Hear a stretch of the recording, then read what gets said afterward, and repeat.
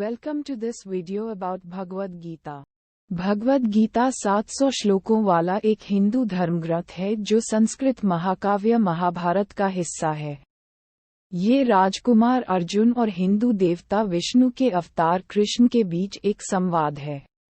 ऐसा माना जाता है कि गीता की रचना पहली या दूसरी शताब्दी ईस्वी में हुई थी और यह पहली सहस्राब्दी ईसा पूर्व के उत्तरार्ध में लिखी गई है।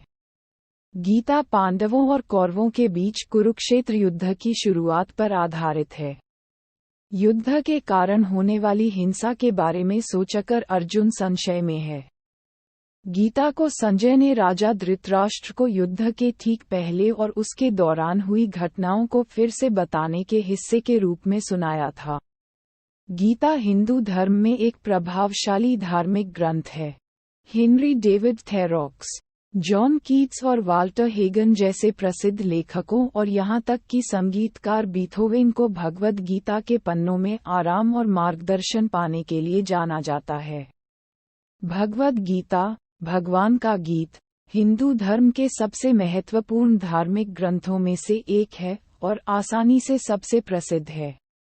इसे सदियों से लेखकों, कवियों, वैज्ञानिकों, धर्मशास्त्रियों और दार्शनिकों सहित अन्य लोगों द्वारा उद्धृत किया गया है और यह अक्सर पश्चिमी दर्शकों के लिए हिंदू धर्म का परिचयात्मक पाठ है।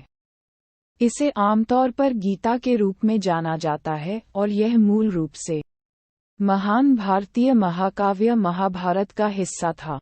इसलिए इसकी रचना की तारीख महाकाव्य सी के साथ निकटता से जुड़ी हुई है। 5वीं-3वीं शताब्दी ईसा पूर्व, लेकिन सभी विद्वान इस बात से सहमत नहीं हैं कि यह कार्य मूल रूप से महाभारत पाठ में शामिल था और इसलिए इसे बाद में ईसा पूर्व माना जाता है। 2वीं शताब्दी ईसा पूर्व, गीता योद्धा राजकुमार अर्जुन और भगवान कृष्ण के बीच एक संवाद है, जो अर्जुन के परिवार और सहयोगियों, पांडवों और राजकुमार दुर्योधन और उनके परिवार, कौरवों के बीच लड़े गए कुरुक्षेत्र के युद्ध में उनके सारथी के रूप में सेवा कर रहे हैं।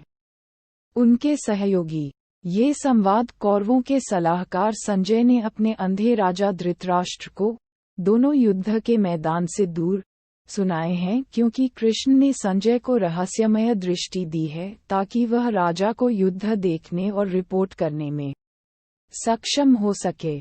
कौरव और पांडव रिश्तेदार हैं और शासन की सर्वोच्चता के लिए दोनों पक्षों में पारस्परिक मित्र और परिवार के सदस्य लड़ रहे हैं। तदनुसार, जब अर्जुन अपने सभी पूर्व मित्रों और साथियों को विरोधी पक्ष में देखता है, तो वह हार जाता है। कौरव और पांडव संबंधित हैं और शासन की सर्वोच्चता के लिए दोनों पक्षों में परस्पर मित्र और परिवार के सदस्य लड़ रहे हैं।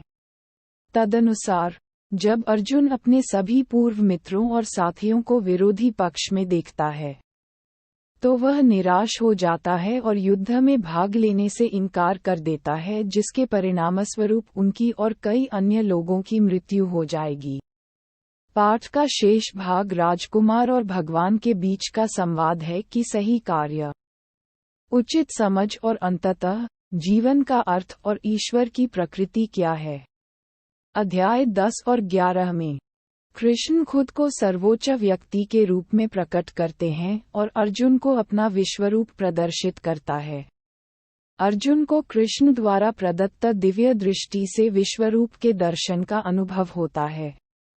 कृष्ण सिखाते हैं कि कोई केवल शरीर को मार सकता है और आत्मा अमर है। मृत्यु के समय आत्मा दूसरे शरीर में पुनर्जन्म लेती है, या उन लोगों के लिए जिन्होंने सच्ची शिक्षाओं को पूरी तरह से समझ लिया है, ये रिहाई, मोक्ष या विलुप्त होने, निर्वाण को प्राप्त करती है।